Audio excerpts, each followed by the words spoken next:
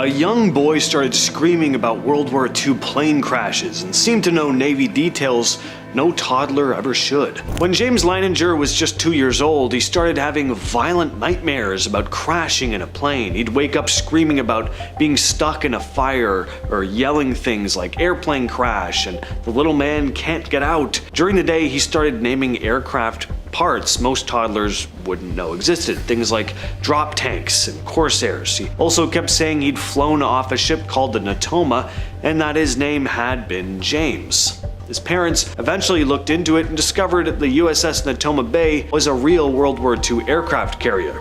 They found a pilot on its roster named James Huston Jr. who died in combat. The plane was shot down and exploded. James the toddler also named another pilot from that crew who was still alive at the time, and when they met, the child recognized him instantly. On top of that, James could recall specific events and details of battles that matched Navy records. His parents had never really talked to him about this stuff at home, and none of it was in any children's books. As he got older, the memories started to fade, but for a while, it seemed like this kid was actually remembering a past life. At 4 years old, Shanti Devi in India started insisting that she had another family in a different town. She told her parents she wasn't really their daughter, that her real name was Lugdi Devi, and she'd lived in Mathura, about 75 miles away. She said she died giving birth to a son and gave the full name of her husband, the town he lived in, what he looked like, and even the layout of their house. At first, everyone thought she was just making things up, but when they actually looked into it, her descriptions lined up. A man named Kedar Nath lived in Mathura, had a wife named Lugdi who died during childbirth, and had a son. When Shanti met him, she instantly recognized him and greeted him like she knew him.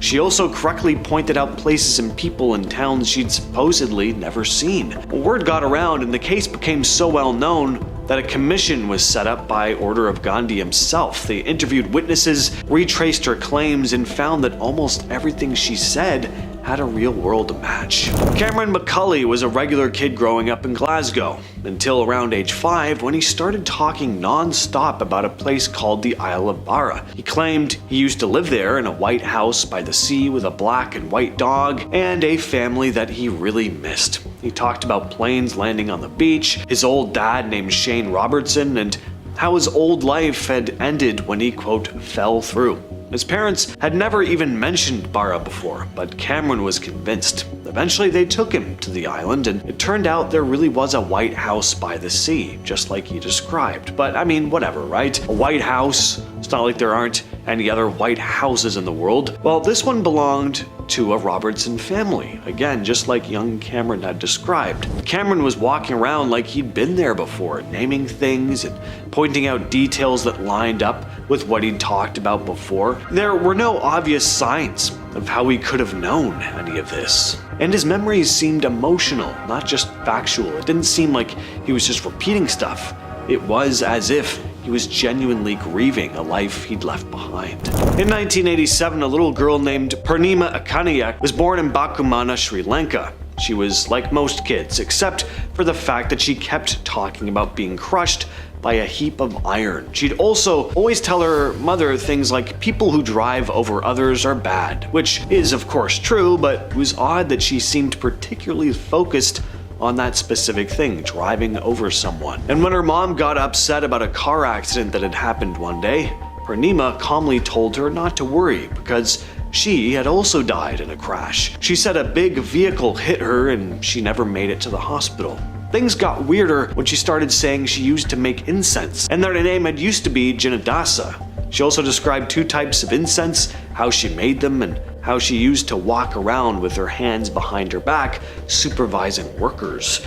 She also claimed she lived across the river from a temple, which was over 140 miles away from her actual home. When her family finally took her there, she started pointing out familiar places and recognized people by name. And man she used to be, who'd died in a car accident, he was real. His name was Janadasa Pereira, and he died in 1985, 2 years before Purnima was born, when a bus ran him over while he was selling incense on his bike. And to top it off, she had a birthmark exactly where Pereira's chest had had been crushed. What if the sound of crashing waves carried echoes of centuries past? Down in the quaint coastal town of Broadhaven, Wales, local residents and visitors have reported moments where time itself seems to rewind. One well-documented account tells of a family enjoying a sunny beach day, only to be startled when the laughter of children and the clatter of horse-drawn carriage sounds seemingly out of place filled the air. For a few breathless minutes, the modern seaside transformed into a scene reminiscent of the 19th century. Old-fashioned attire, vintage beach umbrellas, and even a glimpse of a forgotten seaside fair emerged as if summoned by the tides. Though no definitive evidence proves a temporal shift, the repetitive detail and specificity of these tales have earned the spot a reputation among time slip enthusiasts. It remains a beloved piece of local lore, inviting curious visitors to watch the horizon and wonder if, just for a moment, history might be unfolding right before their eyes. Picture an unidentified man claiming he's a time traveler from the year 3036 recently found himself in hot water with the law after being arrested for stealing. Authorities were immediately baffled. He had no birth record, no social security number, and no official identification on file. When asked about his actions, he explained that in his time, clothing and food are freely available in marketplaces,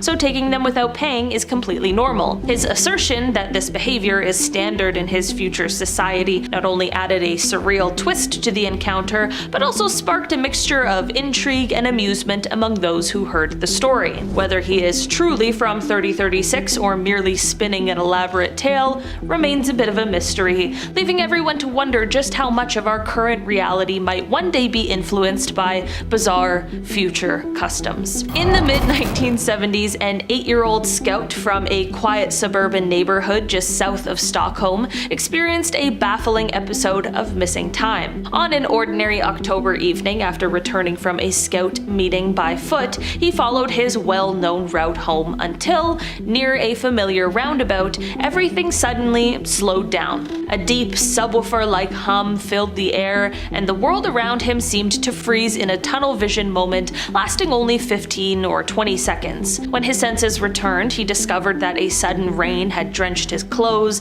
and sneakers, an unexpected change from the clear sky he remembered moments before. Hurrying home, he was met by his frantic parents, who insisted that he had been missing for over an hour. They explained that while they had searched the neighborhood and even contacted other parents, he had simply vanished without a trace. In later conversations, his father recalled retracing the boy's usual path in disbelief, and his mother, with a mix of humor and lingering concern, even suggested that he might have been abducted by aliens. To this day, as an adult reflecting on that lost hour, he remains mystified by the inexplicable event, with no clear memory of seeing anything other than the eerie quiet of frozen time. In the summer of 2011, a peculiar incident unfolded for a family en route to a campsite that left them baffled for years. While a 19-year-old, his sister, their father, and stepmother drove along, enjoying the journey and switching radio stations, everything seemed normal until they passed through a tunnel. Emerging on the other side, a phone call from their nan shattered their routine.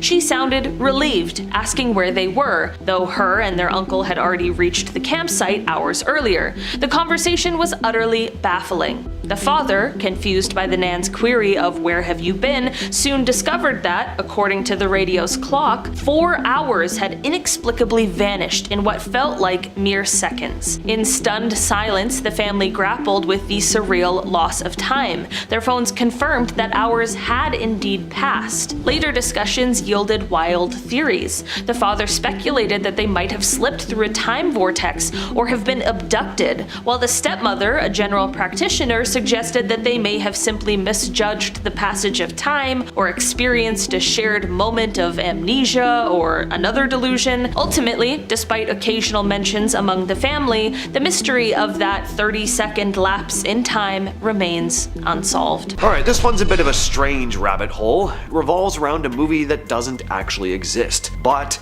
has a bizarre legend attached to it. So there's this film that supposedly starred the actor Sinbad. If you're like me, you know him from the Arnold Schwarzenegger classic Jingle All the Way, but some also remember Sinbad having been in this movie called Shazam in the 90s, where he played a genie. The premise is that he granted wishes and caused chaos in typical 90s kids movie fashion. A lot of people swear they saw this movie, renting it or watching reruns of it on TV. The only problem is no one can find it now. For years, people have tried to track down any trace of this Shazam movie, but it doesn't seem to exist anywhere in any record. Sinbad himself has even come out and said, like, yeah, I never made that movie. And yet, a surprising number of people are adamant that they remember it. It's become one of the more popular Mandela effects, where a large number of people remember something one way, which turns out to be different, or in this case, not even existing at all. So, what's going on here? Well, one theory is that people are confusing it with another movie called Kazam, starring Shaquille O'Neal as the genie, which was released in 1996. And yeah, I can see people getting confused about the name, but I mean, are all of these people really confusing Sinbad with Shaq? That doesn't really add up. I mean, it's possible, but what if there's a parallel universe where things are just slightly different, and in that universe, there really is a movie called Shazam starring Sinbad, and this very second, there's another version of me filming a video being like, damn, I could have sworn there was a movie called Kazam back in the 90s starring Shaq, but nobody can find it. Next up is Bermuda, a whole island that completely vanished. This one's wild because it really was a real place, a tiny island in the Gulf of Mexico near the Yucatan Peninsula. You could find it on old maps, and even the Mexican government used to claim that it existed.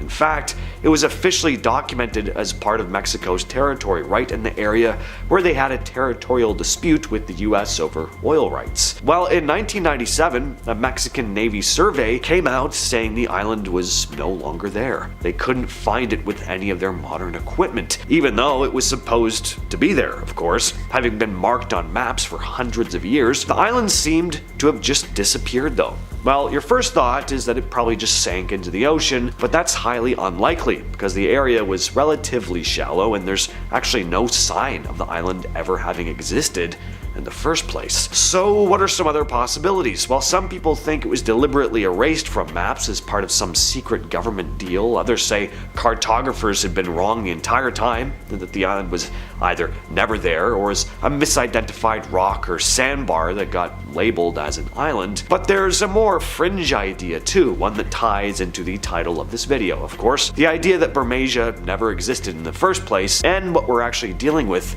is a glitch or shift between parallel universes. Some say it's like the island slipped through the cracks of time and was never meant to be in our reality at all. Now let's talk about Flight 19, one of the most famous disappearances in aviation history, and of course, it's tied to the Bermuda Triangle. This incident goes back to December 5th of 1945. Flight 19 was a training mission for 5 US Navy bombers flying out of Fort Lauderdale, Florida. Everything was going well until something went horribly wrong. The pilots lost their bearings, and they got disoriented. According to reports, they were never able to get a proper fix on their location, and things quickly went from bad to worse. One of the pilots even reported that the compass wasn't working right, but the entire squadron of 5 planes just vanished, like they were swallowed up by the ocean. No wreckage was ever found, and the Navy couldn't figure out exactly what happened. And on top of that, a rescue plane was sent out to search for them. That plane also went missing. No trace of it was ever found either. The story just adds more mystery when you consider how much equipment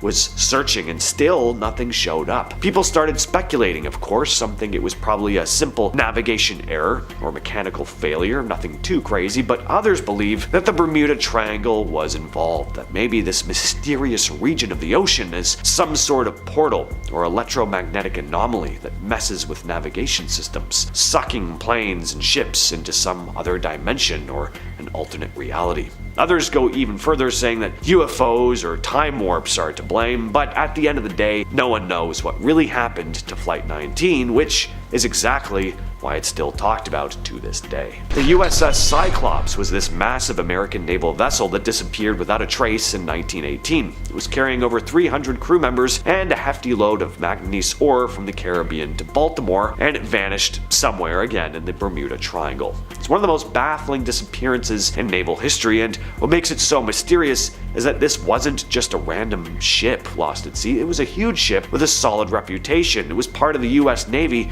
during World War II. The Cyclops had been a workhorse for the Navy for years, but when it set out from Barbados in March of 1918, something obviously went wrong. It didn't check in when it was supposed to, and no one heard from it again. The ship was huge, 541 feet long, and it was designed to withstand the rough seas, so it's hard to believe it could just sink without a trace. No wreckage was ever found. Some think a freak storm or a mechanical failure could have caused it to sink. Others believe the ship was sabotaged, maybe by enemies during the war, but because the thing disappeared somewhere in the Bermuda Triangle, some people of course think something stranger may have happened. Always awkward running into someone who recognizes you and you just can't remember their name, or worse, can't remember them at all. This story from Open Temperature 6440 kind of takes that to a different level. It goes as follows. This happened back in like 2014. I went to Walgreens a few blocks from my house at night to buy a few items. While I was there, this guy down the aisle from me started talking to me like he knew me, but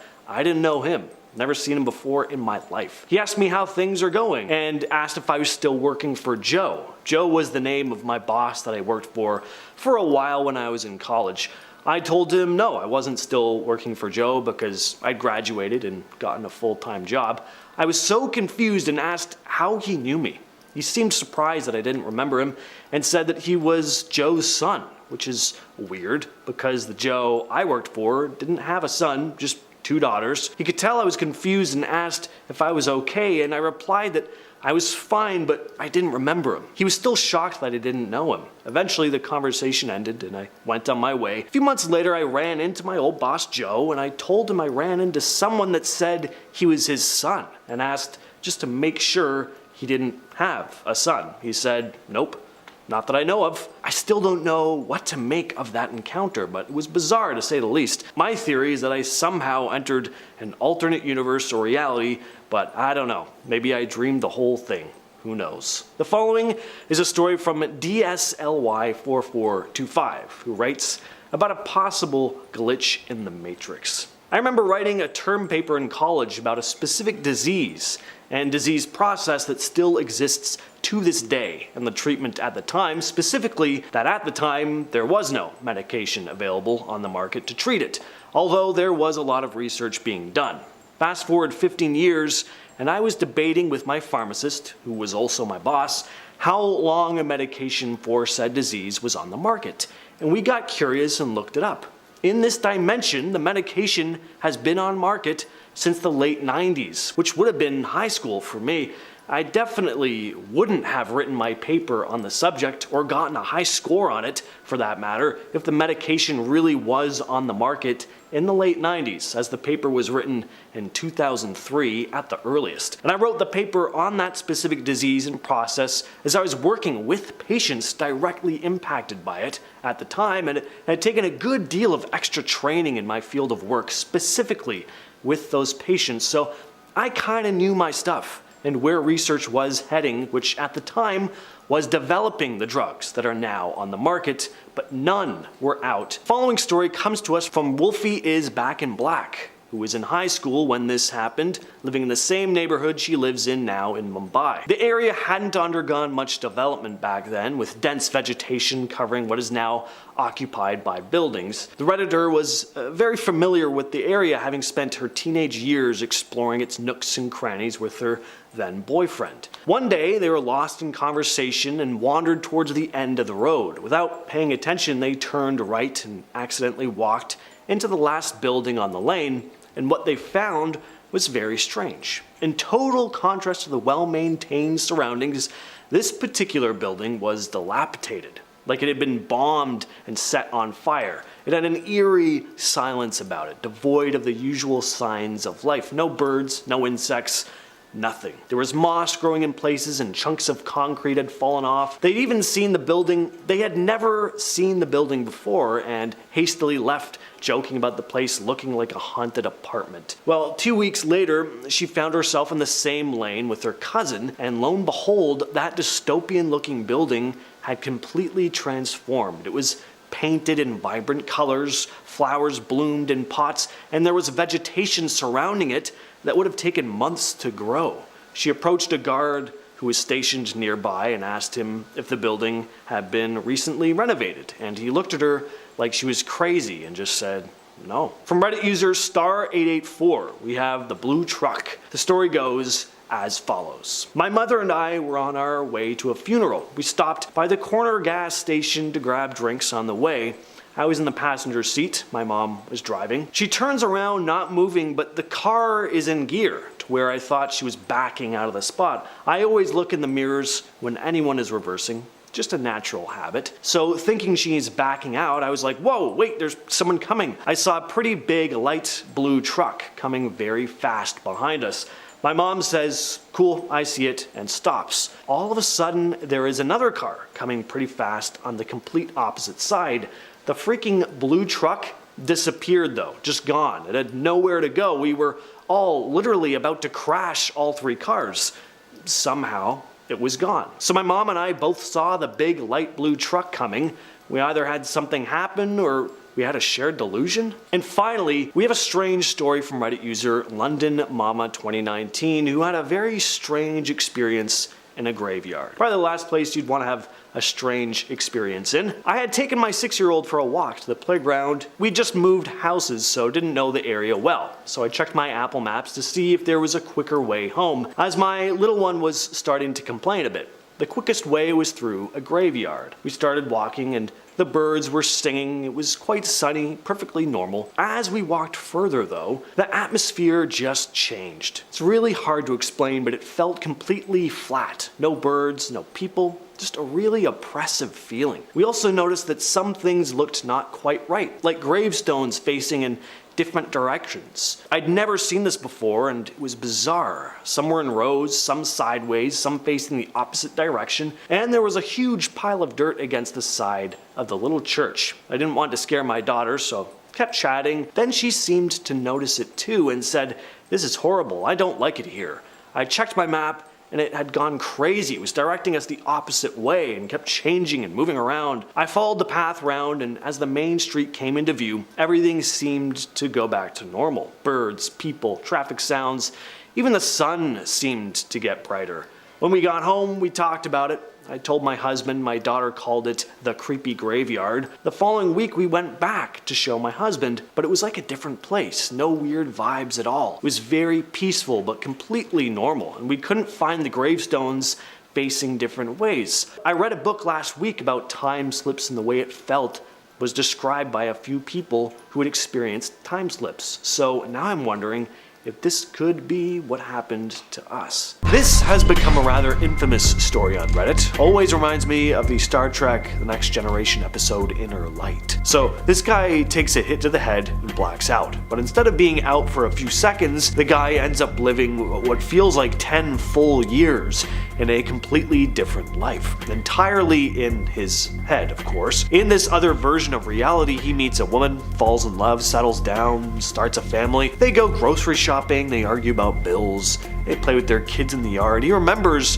what the weather was like. He remembers birthdays. I mean, we're talking real grounded stuff here. This doesn't sound like the type of wacky nonsense that goes on in dreams. Felt like real life. 10 years of it, mind you. But one day in that world, he starts noticing something strange. There's this lamp in the living room, totally normal looking, but it doesn't fit. It starts bugging him. It's like a little glitch. And the more he stares at it, the more everything else starts to feel wrong. And that's when it all starts unraveling. Suddenly he wakes up. He's lying on the ground, surrounded by people. He's back where he was right before he blacked out. Only minutes have passed. But the man is absolutely devastated. The life he just came back to doesn't feel right anymore. He remembers his wife and kids from the other world. He misses them. They weren't real though, but the emotions were. For a long time after, he struggled. He said it felt like he was mourning people who never existed. Now, was this a case of the brain doing weird things under stress, or did he tap into something else, a different version of his life that's playing out somewhere, a parallel universe? Ken Korczak, a writer and journalist, had one of the most bizarre experiences, writing an article claiming that he'd slipped into a parallel universe. It wasn't like a whole new world, just a slightly different version of his own home and garden. He said the differences were subtle at first. His pets, specifically his cats and chickens, were behaving completely differently than he was used to. It's like they were the same animals, but something was just off about them, like seeing them through a different lens. In his words, it felt like everything in his yard was a few degrees askew. But the weirdest part came when he met this strange female entity. She wasn't human, at least not in the way you'd think. Korczak described her as resembling an elf or a fairy, and she seemed completely at home in this alternate reality. He also described feeling like she was there for a reason, like she was some kind of guide in this parallel world. He spent a lot of time reflecting on it, especially the strange, almost magical feeling of meeting this being. He genuinely believes that he had a real encounter with a parallel version of his home. As someone who's always been interested in the concept of alternate realities too, he dove deep, trying to make sense of it. Was this just a hallucination, or did he actually slip into another dimension for a brief moment? In December of 2024, Google made a pretty big announcement about their new quantum chip, Willow. This chip solved a problem in 5 minutes that would have taken even the fastest supercomputers 47 years. What was amazing here, though, wasn't just how fast the chip was. It's also what the head of Google's quantum AI team, Hartmut Nevins, said about it. He mentioned that this speed might be a sign that their quantum computers are pulling from multiple realities at once. Not just a throwaway comment, he was serious about this. And this ties in with something called the many worlds interpretation of quantum mechanics, which states that every decision or event causes the universe to split into different versions, creating a parallel reality for each possibility. So when a quantum computer like Willow does a calculation, it's possible that it's tapping into these other universes, running all the possibilities at once, without us even realizing it. And it's not just Google talking along these lines. Other tech companies like IBM and D-Wave have been exploring quantum computing for years, and some think this technology could eventually lead us to understand or even interact with alternate realities. It's not quite science fiction anymore. Quantum computing might be the closest thing we've got to real-world proof that the multiverse could exist. So it's a sweltering day in July of 1954 at Tokyo's Haneda Airport. A man arrives on an international flight and walks up to customs. Everything seems routine. He looks European, speaks multiple languages, and has a legit-looking passport, from a distance that is. Looking at it up close, turns out this passport says he's from a country called Torrid. Never heard of it? Neither had the Japanese officials. They ask him to point it out on a map, and without hesitation he points to the area around where Andorra is, between France and Spain, but he's confused. He insists Torrid has been a country for over 1,000 years. The customs officers are confused, to say the least. Is this a joke? Is the guy just out of his mind? The guy seems just as confused as they are. His passport has stamps from other countries, including past visits to Japan, and he has multiple currencies in his wallet. He even mentions a business trip and says he's got meetings set up with a company in Tokyo. But when the officials call the company, they say they've never heard of him. Same story with the hotel that he claimed to have booked. At this point, they're really not sure what to do with him, so they put him up in a hotel room under guard for the night while they try to figure things out. But by the next morning, he's gone. The room was locked from the outside. There was no way out. At least none that the guards wouldn't have been able to see. To this day, no one knows who he was or where he came from, really. Some think he slipped into our world from another reality and then slipped right back out. Others think this whole story is just a good old-fashioned urban legend, but if we seriously consider the possibility that the multiverse really is a thing, well then this story starts to sound a little less outlandish. What if a dream could order your real-world actions? College student Priya dreamed 3 nights in a row of her roommate Sarah handing her an envelope at 3:33 a.m., urging her to open it right away. The very next night at 3:33 a.m., Priya awoke to find a delivery slip tucked under her door. On impulse, she retrieved the package from the lobby. Inside was a sealed envelope labeled "Open at 3:33 tomorrow." Heart pounding, Priya obeyed, and found a letter from Sarah warning Priya not to take a certain bus trip, citing a recent accident in the news. What was odd was that the next day, Priya had a trip planned on this exact bus, and in a dark twist of fate, that day and that exact ride Priya had booked did crash minutes after leaving. Priya swears she dream-walked into information from a timeline where she'd heeded Sarah's warning days earlier. Have you ever looked at a building and seen something that couldn't belong there? Photographer Theo was snapping long exposure shots of downtown Chicago's skyline. He took two identical frames 10 seconds apart. Reviewing them later, he noticed in the first photo a gleaming glass tower that stood adjacent to the Sears Tower. In the second photo, same angle, same time, the tower was gone. When Theo rushed outside, the block looked unchanged. No extra skyscraper, no construction site. Neighbors had no memory of anything ever existing there.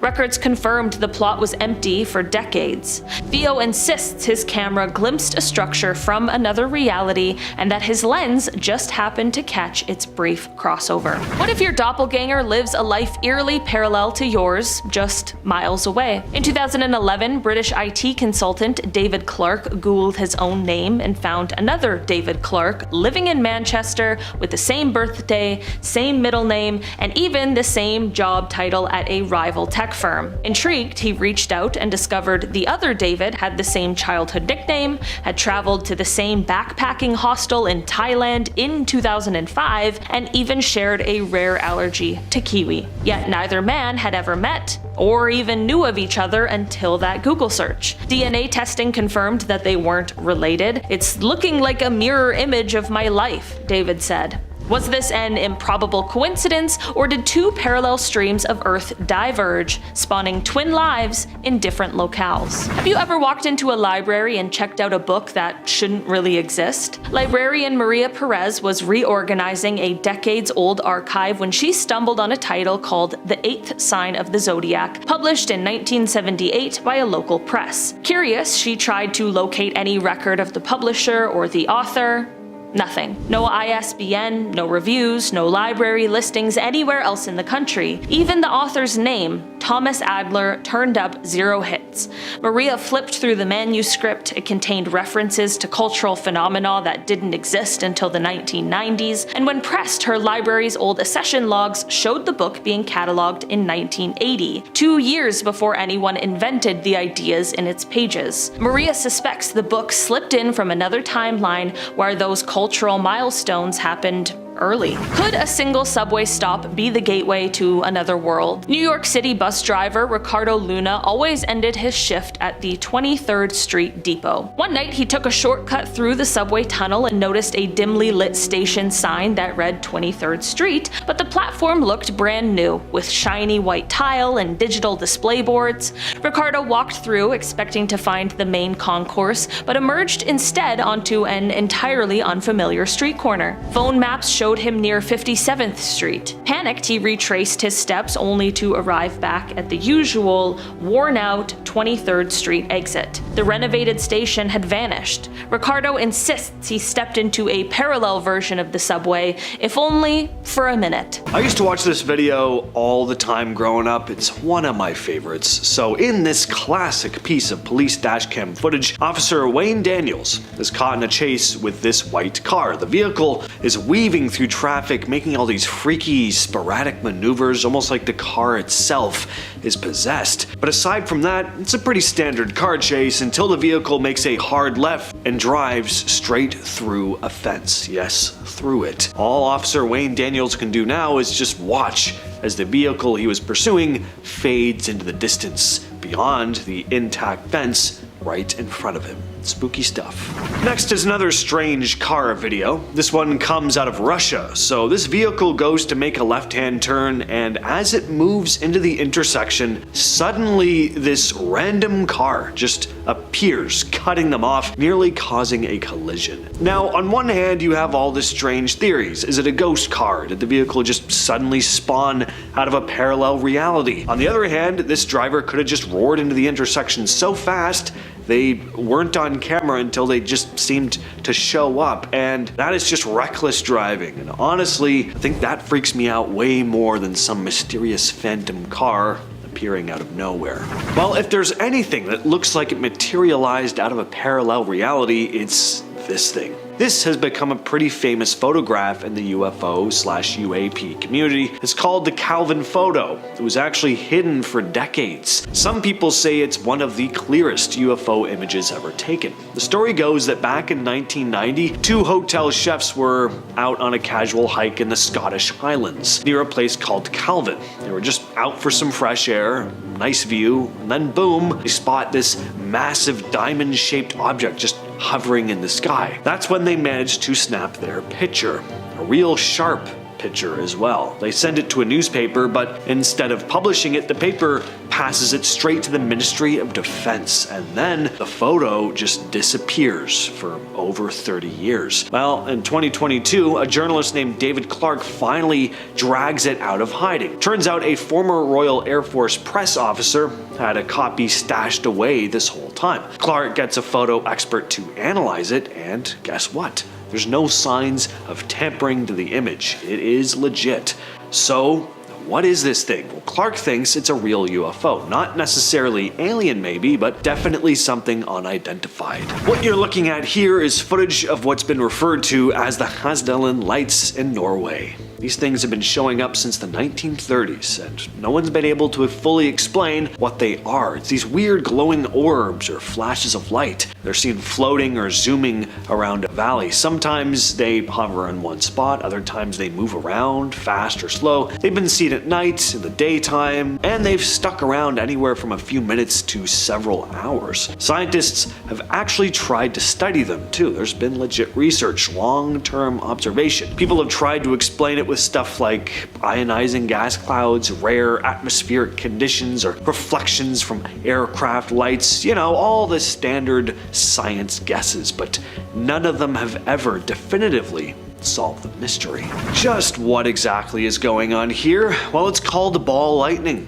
It's a rare, unexplained phenomenon, a glowing orb of electricity that floats around during a thunderstorm. Sometimes ball lightning will stick around for several seconds, even up to a minute. People have described it as anything from the size of a golf ball to a basketball, sometimes bright white, other times glowing blue or orange. It's weird, it's unpredictable, and it doesn't follow any of the normal rules. The craziest part is scientists still don't really know how it works. There are a bunch of theories floating around. Maybe it's plasma, maybe it's some kind of gas reacting with electrical charges, maybe it's something else entirely. No one's ever been able to make it happen in a lab. It just shows up randomly and then it's gone. That's probably why there are stories of ball lightning flying through closed windows or even damaging people's homes. It's like it just phases in from somewhere else and then disappears again like nothing ever happened. So yeah, could it be some rare natural thing we just don't get yet? Yeah, sure. Or maybe it's not just electricity at all. Maybe it's something slipping in from another dimension for a few seconds before vanishing back to wherever it came from. Did this TikToker briefly switch realities or experience a glitch in the Matrix? Jade Gonzalez, or as she goes by on TikTok, KDaddy777_2, she shared some security footage taken at the restaurant she works at. She'd been cutting lemons when something very strange happened. Take a look. So she slices through this lemon twice, once in half, and then she cuts through one of the halves. She goes to put the cut half in a bag, and then she's like, what? She inspects it for a little bit, only to realize it's not cut anymore, so she ends up having to recut it. Now, is it possible she just didn't slice all the way through the lemon? Yeah, but it didn't appear to be cut at all, at least according to her. Now, it looks to me like she sliced through that sucker. I mean, I see the separation, but then somehow it supposedly forms back together. Interestingly, some commenters mention a yellowish flash appearing around the lemon. One guy said, okay, with the brightness all the way up in my face an inch from my screen, I see two clear halves and a yellow-white flash, and it's suddenly whole again. I don't know, guys, we may have an interdimensional glitch lemon. on our hands. The Marawasi stone forest in Peru is one of those places that seems to have a ton of weird stuff happening. People have been talking about strange occurrences there for years, mostly because the place is filled with these huge stone structures that look like they belong to some ancient civilization. But there are also some strange stories surrounding this place. Well, one goes that a group of hikers got a lot more than they bargained for when they camped here. While hanging out, they started to hear some music coming from what seemed like a cabin in the middle of nowhere. It sounded like a celebration. The group looked around and sure enough, they spotted a stone cabin lit up from the inside, and they could see people dancing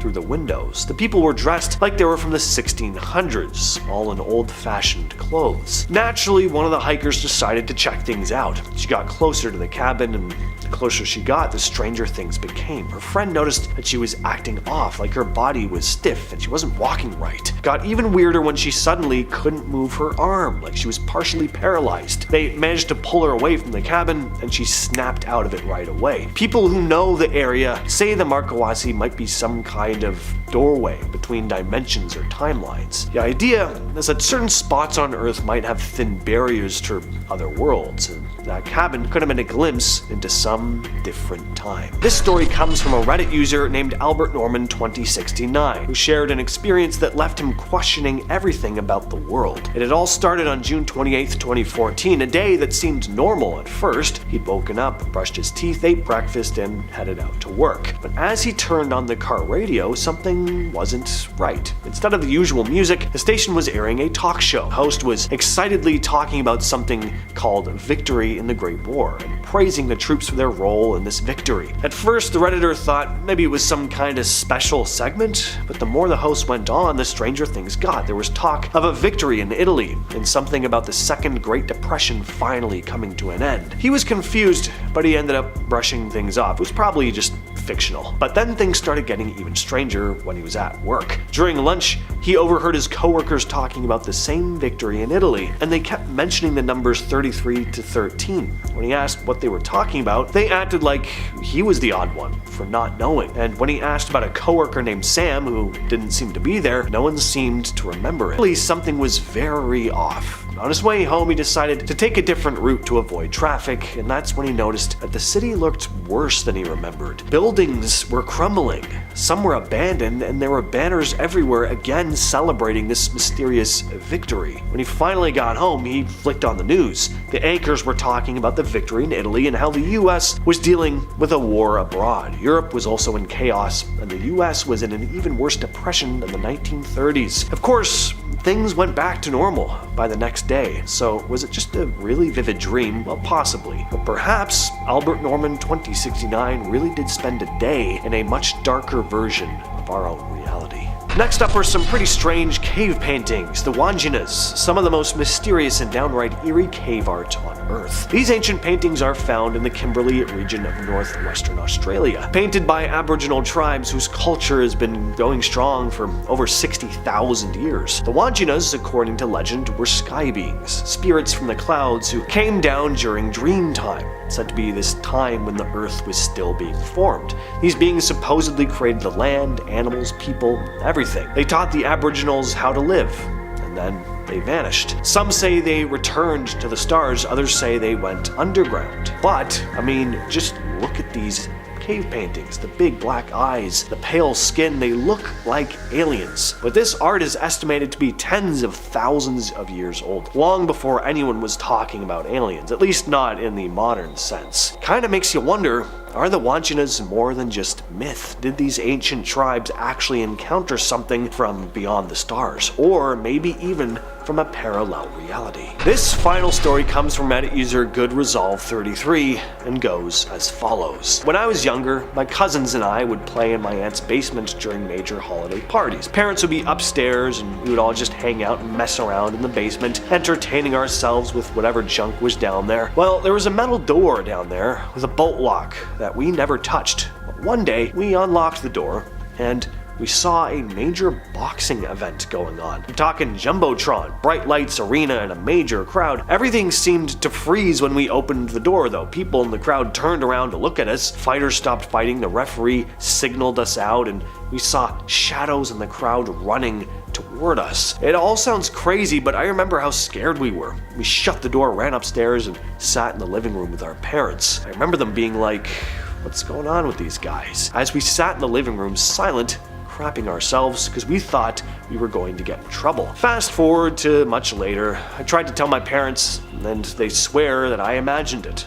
I thought I did too for the longest time, until randomly, one of my cousins from that day hit me up after so long of not communicating, only to bring up that same event, detail for detail as I described and remembered it. I go back to that house to check out the door. Across the door is the neighbor's basement door, since it was a duplex, and stairs leading up the metal basement doors that come out to the backyard. Not sure what the F that was, and I promise you I'm not that crazy. I get goosebumps thinking about the situation sometimes because it makes absolutely zero sense. What if a personal tragedy could light the spark for defying physics itself? Meet Professor Ronald Mallet, a man whose childhood heartbreak transformed into a lifelong quest to bend time. At just 10 years old, Mallet's world was shattered by the sudden loss of his beloved father, Boyd. In the midst of overwhelming grief, he discovered solace in the pages of H.G. Wells' The Time Machine and the revolutionary ideas of Einstein. These readings planted a radical seed in his mind.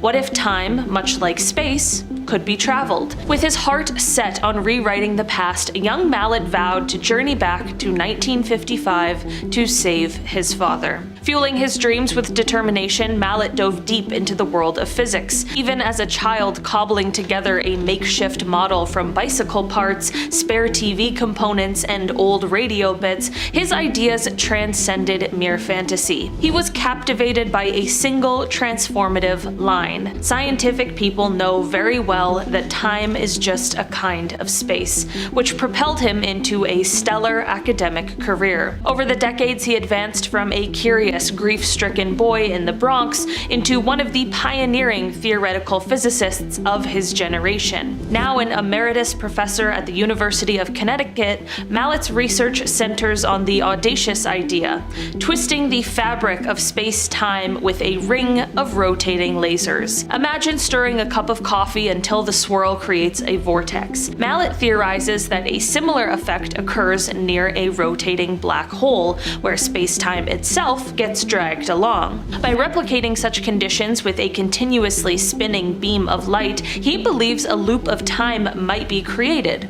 A portal, if you will, that allows travel back along the timeline. Although the practical hurdles remain enormous, his critics point out that such a machine would require astronomical amounts of energy, likening it to a galactic scale feat. His theory has sparked serious discussion in academic circles. Institutions like MIT and specialized departments worldwide are now studying aspects of time reversal and related phenomena, signaling that time travel might be less outlandish than once thought. While Mallet's ultimate goal, to return to 1955 and rewrite personal history, remains beyond our reach, and, by his own admission, might only ever allow travel back to the moment the time loop was created, his work has broader, inspiring implications. He envisions a future where the ability to manipulate time could be harnessed for incredible advances, predicting natural disasters with precision, inventing breakthrough treatments in medicine, or even curbing the impact of catastrophic events like pandemics. In this light, his research is less about personal revenge against fate and more about opening doors to potential innovations that could transform the well-being of humanity. His journey from a grieving child to a celebrated astrophysicist illustrates how heartache can fuel intellectual curiosity, inspiring us to question the rigid boundaries of our reality. In his eyes, his father's memory is not just a source of sorrow, but the spark that ignited a legacy of discovery. And in my opinion, that is the best legacy he could have left, and I can only imagine how proud his father father would have been. Andrew Basiago is a controversial figure who claims that as a child, he was recruited into a secret US government project, often associated with the mysterious Project Pegasus that allegedly enabled him to traverse both space and time. According to his narrative, these experimental missions allowed him not only to visit different points in history, but also to glimpse potential futures, suggesting that the rigid boundaries between past, present, and future might be more flexible than mainstream science acknowledges. Andrew's accounts describe surreal journeys during which he purportedly witnessed historical events firsthand and interacted with realities that challenge our conventional understanding of time. While his stories have captured the imagination of time travel enthusiasts and sparked intriguing debates within alternative scientific circles, mainstream researchers remain skeptical, citing a lack of empirical evidence to substantiate these extraordinary claims. I know the claims sound outlandish, but this is also coming from a person who is apparently a practicing and educated attorney. It all really is interesting, and hey, I could see it being true, and also untrue, so I guess I'll just let you decide on this one. Could it be a hidden hand that has been subtly rewriting our timeline all along? Some researchers point to a peculiar spike in Mandela effect searches around 2005, speculating that one mysterious figure might be at the root of these temporal oddities. They draw connections between little-known details, like Donald Trump's uncle, once a respected MIT professor who played a role in World War II, and his family's acquisition of Nikola Tesla's private research, which was later funneled to John Trump for analysis after Tesla's demise. This web of intrigue deepens when you factor in figures such as Alfred Lee Loomis, a key collaborator in the Manhattan Project and pioneer of cyclotron technology, who reportedly worked closely with John Trump. Then there's the curious role of Prince Bernhard, a co-founder of both CERN and the Bilderberg Group, who reportedly orchestrated a covert mission to collect and repurpose German scientific research on the Heidelberg cyclotron after World War II, a move seen by some as part of a larger hidden agenda against Nazi Germany. All of these connections hint at a clandestine effort where cutting-edge science, government cover-ups, and historical revisionism intermingle, leaving us to wonder if our understanding of time has been manipulated by forces determined to keep these secrets buried beneath layers of conspiracy and intrigue. Could a year in space turn your body into a real-life time machine, rewriting how you age? Consider the famous twin paradox from Einstein's playbook. One twin zooming through space at near light speed should age slower than the twin left on Earth, but real-life evidence from NASA's twin astronauts tells a twisty tale. Astronaut Scott Kelly, who spent nearly a year aboard the International Space Station, appears to have aged slightly faster than his identical Earthbound twin Mark, a striking example of how the extreme conditions of space can warp not only your surroundings but also your very biological clock. When Scott ventured into low Earth orbit, he wasn't hurtling through space at light speed. Instead, his body faced a cocktail of space-related challenges.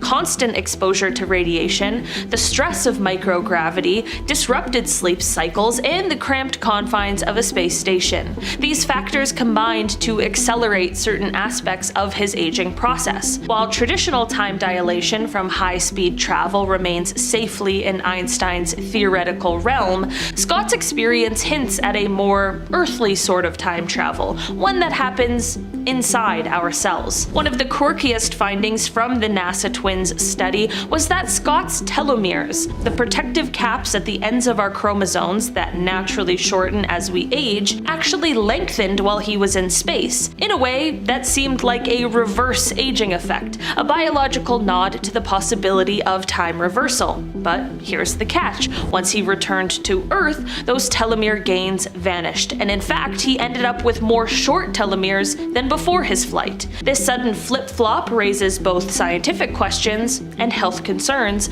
pointing to a long-term risk of accelerated aging or even an increased chance of developing age-related diseases.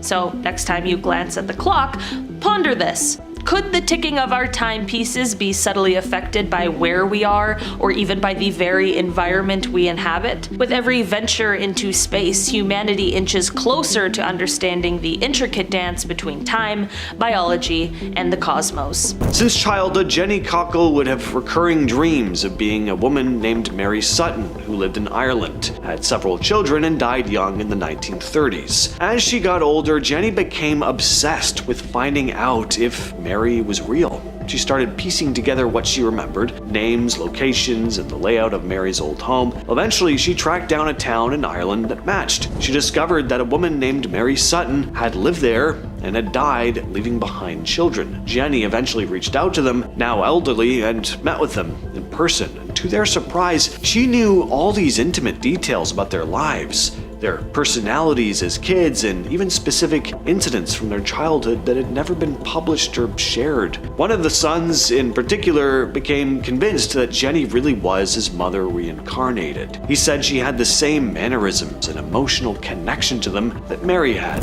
Imad Elawir was just under 2 years old when he started telling his parents about a life he had claimed to have lived in another village about 25 miles from where he was growing up, in Lebanon. He gave names, described a yellow car he used to own, and spoke about specific relatives, neighbors, and his former job. His family wasn't all that worried at first, but when Imad suddenly ran to a stranger on the street one day and hugged the man as if he recognized him, and it turned out this person was actually from the town Imad had claimed he'd lived in his past life, well, this intrigued his parents. Eventually, they contacted Dr. Ian Stevenson, a psychiatrist who'd been studying cases of past life memories. Stevenson documented that Imad made 47 specific statements about his supposed past life. When Stevenson and the Elawir family visited the town, it turned out that 44 of those 47 statements matched up with the real-life story of a man named Ibrahim Bouncy, who died 5 years before Imad was born. Another important detail is that the child Imad would often talk about how thankful he was for being able to walk. Well, Ibrahim died around the age of 25 after spending a year in a sanatorium. He had tuberculosis and was confined to a bed during the final part of his life. Barbro Karlen was a Swedish writer and poet. When she was just 2 years old, though, she started telling her parents that she was Anne Frank. Her family wasn't religious, and she hadn't been taught anything about the Holocaust yet, but Barbro described details of Anne Frank's life that she shouldn't have known. What the secret annex looked like, how the rooms were arranged, and the names of the people who'd lived there. When her parents finally took her to Amsterdam at age 10, she led them straight to the building without a map or a guide. Once inside, she pointed out changes that had been made to the house since she had lived there. She also seemed terrified of men in uniforms, even if they were just policemen on the street. Barbro went on to become a well-known writer and stood by her memories well into adulthood. She said she remembered parts of her death, the fear of being taken, and a sense of injustice that followed her for years. Seme Tetsumus was born with a misshapen right ear, which his parents chalked up to a birth defect, but when he started talking, he claimed it was from being shot in the head in a past life. He'd said he'd been a man named Salim Fasli, a farmer from another village who'd been killed while working in his fields. He recognized people Salim had known, including his widow, and called her by name. He also gave names of Salim's kids and talked about private conversations and daily routines that no stranger would realistically know. Dr. Ian Stevenson, the same researcher who studied Imad Elawir, investigated Semi's case and found it pretty compelling. Salim had in fact been shot dead, and Semi's ear deformity was right where the bullet had entered. The way Semi talked about Salim's life was natural, like he was recalling memories instead of making things up. One of the eeriest parts was how Semi's personality was different from other kids in his village. He was more serious and cautious, traits Salim's family said matched the man that they had remembered. Chennai Chumalewang was born in Thailand in 1967. When he was just 3 years old, he started saying he used to be a school teacher named Bua Kai. He claimed he'd been killed while riding his bicycle to work. His story got weirder when his family noticed he had two unusual birthmarks, one on the back of his head and another above his left eye. Well, Bua Kai was a real person who had died. And according to his autopsy report, the entry and exit wounds of the bullet that killed him matched up perfectly with Chennai's birthmarks. Chennai kept insisting he wanted to go home and would say the name of the village where he said he'd lived. Eventually his grandma took him there, and without hesitation he walked up to Buakkai's old house. He correctly identified the man's parents and described items that had been in the home years earlier. He also remembered details like the name of Kai's bicycle and how he used to teach math. This case takes a turn from creepy to downright chilling. So a 3-year-old boy in Golan Heights, a region between Syria and Israel, started telling his family he'd been killed in a past life. He said he died when he was attacked with an axe and was buried in a nearby field. Elders in the community followed him to the spot, where they dug up a human skeleton with a wound in the skull, right where the boy said the axe had struck. Not only that, but the boy claimed to remember the name of his killer. When they confronted the man, he allegedly confessed. The whole thing was documented by Dr. Eli Lash, a respected physician known for his public health work. He said the boy's memories were disturbingly detailed, right down to the type of axe used. Our first story comes to us from Reddit user SadBlackCat666, who tells of the time they were introduced to their deceased great aunt. My maternal grandfather's sister passed away from cardiac issues in 2000. I was born in 2003 and was told for years growing up that this is your aunt, we'll just call her Laura here. She died from heart issues. I was able to understand the concept of death, dying from a very young age. So I understood that she passed away and that I would never meet her. Fast forward to 2014 or 15, I'm at a family function and my mom introduces me to my aunt. She explained to me, this is your Aunt Laura. I was shocked and told them both that I thought she died before I was born. She looked exactly like the woman in the pictures I was shown as a kid, so I knew it was her. They were both confused. After a bit of talking, I went back to hanging out with my cousins.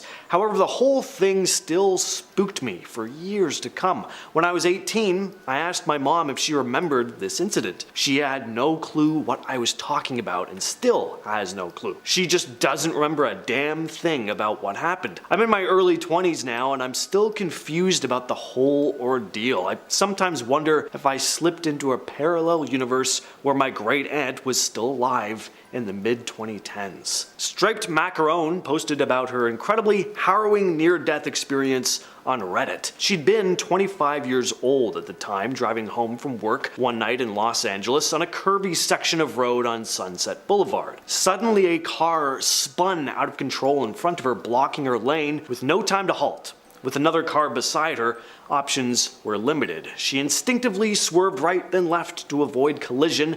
Then she felt a surreal flashback to a trip she'd taken with her mother to Disney World. She'd only remembered vague parts of the trip, but this particular memory wasn't one of them. This is when she was convinced her life was flashing before her eyes and that she was going to die. She screamed, "No, this isn't fair. Not yet," as she swerved all over Sunset Boulevard. But then she just stopped and suddenly found herself alone on the road, as if everything had been wiped clean. She drove back home and didn't see a single car the entire way. Sunset Boulevard on a Saturday night was eerily deserted. She reached home and parked the car, still no one in sight. Once inside, she called a friend asking her to confirm that she really was alive, just to ground herself back into reality. She was convinced she might be in a limbo state after death. She finishes by saying, "There was no way mathematically to escape it. There was nowhere for the car on the right to go. This moment has haunted me my whole life. There have been times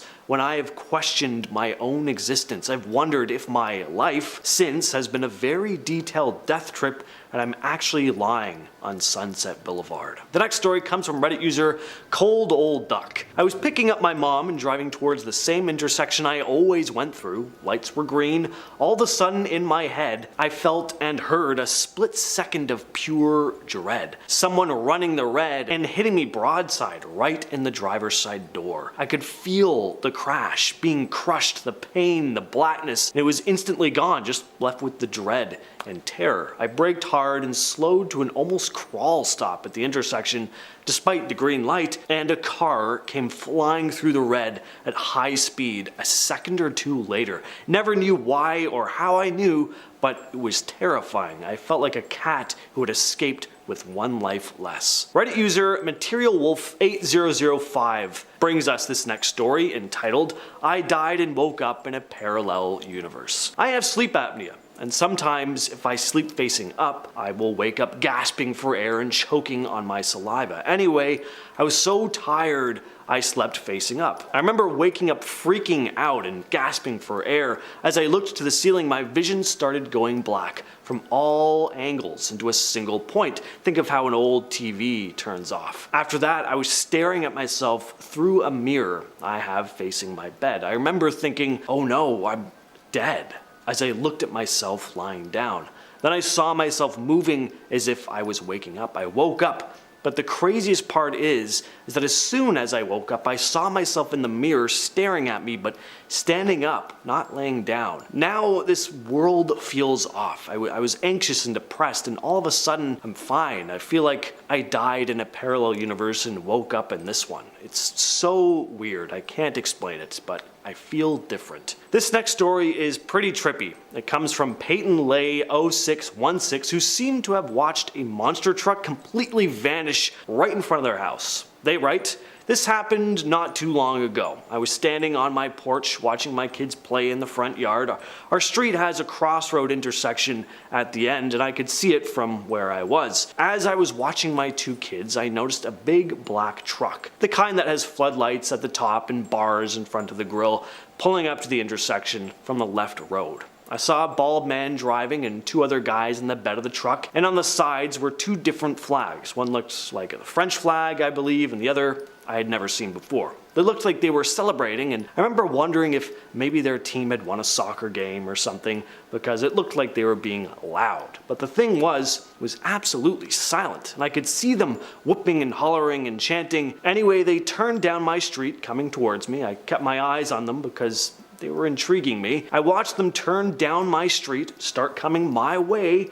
Now, here's the tricky part. My neighbor had a big SUV in their driveway that blocked off my vision from part of the road, and once that truck, those two flags, and three celebrating men reached the part of the road obstructed by my view of the SUV, they never came back out. I even walked down into my yard to see if maybe they'd pulled into the grass of another neighboring house, but nothing. They just vanished behind the neighbor's car. In 1587, a group of English settlers landed on Roanoke Island, which is off the coast of modern-day North Carolina. They were sent to establish a permanent colony. But when a supply ship returned in 1590, they were gone, completely vanished. The settlement was empty, not a single person was left behind. There wasn't even any sign of a struggle. It was as if the whole colony had never even been there in the first place. But they had been. There was a clue that remained. The only sign of them was Croatoan, carved into a tree, the word. Now, the thing is, Croatoan was the name of a nearby island and also the name of a Native American tribe in the area. So, some believe the settlers may have tried to integrate with the tribe, but why would they leave behind such a cryptic message? Could they have been forced to leave by some hostile force, or did they just abandon the colony altogether? Maybe they just moved further inland, but then why did they leave no trace of where they went? Of course, there's also the theory that something much stranger happened. Some people wonder the settlers didn't vanish into the woods or the sea at all, but rather slipped into some other dimension, like a glitch in the fabric of time or space. Could Roanoke have been one of those spots in history where a tear in reality caused an entire settlement to disappear? Now, I will admit that this one may be a bit of a stretch, but I do think it's kind of fascinating, so I feel like it's worth adding here. You might not even know this, but at one point in US history there were $1,000 bills. The US Treasury printed $1,000 notes. These bills were mainly used for huge bank transfers and business deals, not something people would really carry around in their wallet. They were officially discontinued in 1969, along with other high-value bills like $500 and even $5,000 notes. But a lot of these old bills have just disappeared. The US Treasury estimates that millions of dollars worth of these $1,000 bills are still out there somewhere, but where? I mean, are they all hidden away in private collections? Maybe, but there are some conspiracy theories here too. Some believe that certain bills were deliberately destroyed or hidden by the government to keep the true extent of the nation's wealth under wraps. Others think that the bills might still be circulating under the radar in the hands of shadowy people in underground deals. Next is a very strange phenomenon called the Taos hum, a low-frequency sound that can only be heard by a small percentage of people. But for those who do hear it, it's maddening. This hum is mostly heard around Taos, New Mexico, but there have been reports from all over the world of similar sounds in other locations like parts of England, Canada, and Japan. The hum is described as this low rumbling sound, like a distant diesel engine running constantly.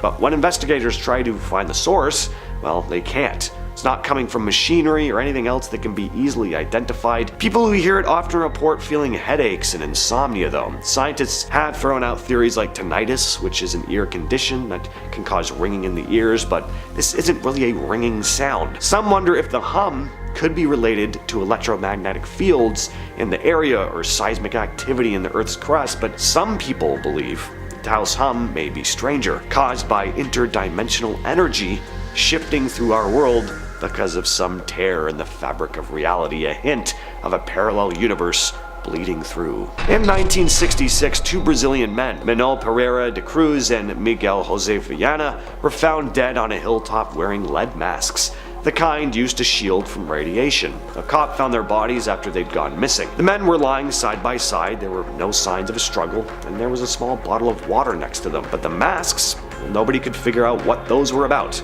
They were also carrying a note that looked like instructions for some sort of ritual, mentioning radiation and how to use the masks. The whole thing made it seem like they were about to do some sort of experiment, but no one could figure out what. Were they part of some secret cult? Were they trying to contact aliens? Or were they mixed up in some government experiment? Nobody knows, and no one ever found out how they died. What if every doodle you made was actually a window into your future self? Since age 7, Alex has been idly sketching the same man's face, beard, top knot, shaven sides throughout school and college. For 3 decades, the image remained just a doodle, nothing like his own reflection. Then, a year ago, Alex rediscovered his old notebooks and froze. The face in those drawings was now his face, down to every whisker and hairstyle detail. He'd never changed his look to match the sketches, nor had he consciously remembered drawing them, yet here they were, trapped in time. Was Alex unknowingly crafting a portrait of his future self, or did the universe slip him a glimpse from a parallel life where this was already reality? What if your next door neighbor never existed? Except in your memories. In autumn 2012, Columbus nurse Danielle Miller pulled into her driveway and saw a moving van parked next to her longtime neighbor's home. She waved and yelled hello, but no one answered.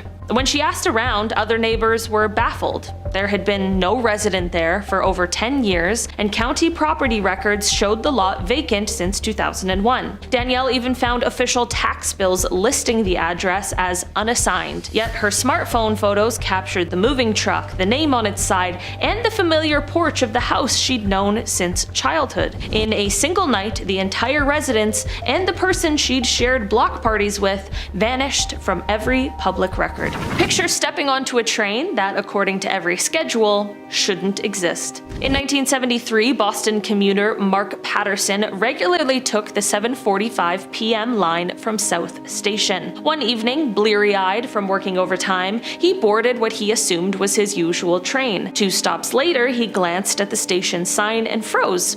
It read Oldwick Junction, a station that shut down since the 1940s. Confused, Mark asked the conductor, who stared blankly and slapped his ticket, "All aboard for Oldwick," he said. When Mark disembarked at his apparent destination, the platform was bustling, but the schedule board listed no trains stopping there after dusk. Maintenance crews later confirmed the rails were decommissioned decades earlier. Mark's ride remains unexplained, leading him to wonder if he accidentally hopped into a parallel timeline's commuter system. Think you remember every Sinbad movie? think again. Ask anyone born in the late 80s if they saw Shazam, the 1990s comedy where Sinbad plays a genie granting hilarious wishes, and 9 out of 10 people will swear it's real. I've seen this movie. They recall promotional tie-in toys, VHS covers with Sinbad's face, even commercials with that unforgettable theme song. Yet no studio records exist, no scripts, no posters in Viacom or 20th Century Archives. Sinbad himself has denied starring in any such film, and no footage has ever surfaced. This Mandela effect anomaly suggests millions briefly flit into a universe where Sinbad's Genie movie actually existed, only to return claiming it never was. How did a single letter disappear from every bottle of Febreze overnight? For years, people swore they bought Febreze, an air freshener spelled F-E-B-R-E-E-Z-E.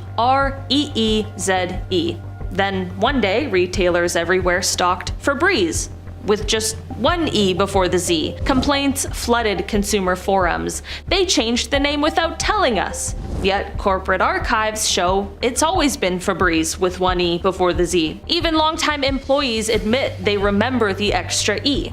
Was this a simple rebranding, or did millions of shoppers briefly slip into a parallel market where that second E never existed? This is Brady Feigl, and this is a guy named Brady Feigl. No, I did not just show 2 pictures of the same guy. Are they twins? Well, not technically. Are they brothers? Nope. Are they related at all? No. They're just 2 very similar looking men who happen to be named Brady Feigl, played minor league baseball around the same time, have an identical height of 6'4", and they each share exactly 53% Germanic ancestry. I mean, just some minor coincidences. You know what I'm gonna say now? The fact that these 2 exist so closely to each other as well, it just feels like a glitch. I mean, if we really are living in a simulation, then this is a very clear case of someone running things who just got lazy and just copied and pasted these 2 guys with some very slight tweaks. And before, any know-it-alls in the comments are like, they don't look like twins, just stop, alright? They do, unequivocally. Identical twins? Maybe not. There are some clear differences in their faces, but they do look like they could be fraternal twins. Just admit it. So it's late at night and a trucker in Mexico is hauling cargo to Monterrey. Nothing weird, it's just another long drive until the company supervisor checks the truck's remote camera and sees something that makes his skin crawl.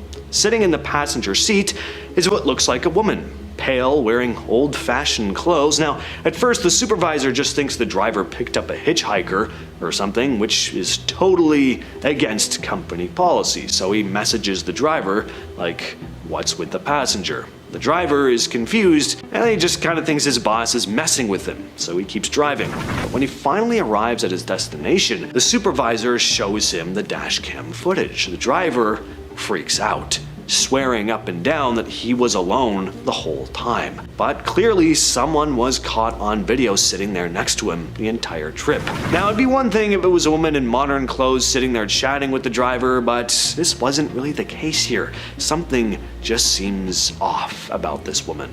A ghost? A weird glitch in the Matrix? Either way, you ask the driver and he'd probably tell you it was the creepiest thing he'd ever experienced on the road. What would you do if you were strolling through the park and came across this?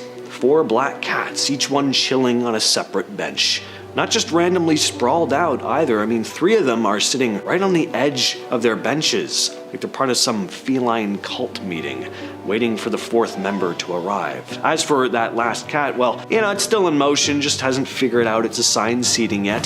This image was posted to Reddit titled Control-C, Control-V, so copy-paste, and yeah, it really does look like someone copy and pasted the same cat over and over. Now, black cats already get a bad rap thanks to superstitions, and seeing 4 of them lined up like some shadowy council of judgment doesn't exactly scream good vibes. I'm not even superstitious myself, but I don't even think I'd risk sitting on one of those benches. Alright, let's finish off the list with some sciencey talk. So the universe is expanding faster than it should be, and scientists can't quite figure out why. That weird mystery is called the Hubble tension. Basically, we're getting different answers depending on how we measure the speed of the universe's expansion, and it's throwing everything off. To explain it, some researchers from the University of New Mexico and UC Davis have floated a theory that there could be a mirror world. Yes, a full-blown parallel universe made up of what are called shadow particles. Exact copies of the ones in our universe, but invisible,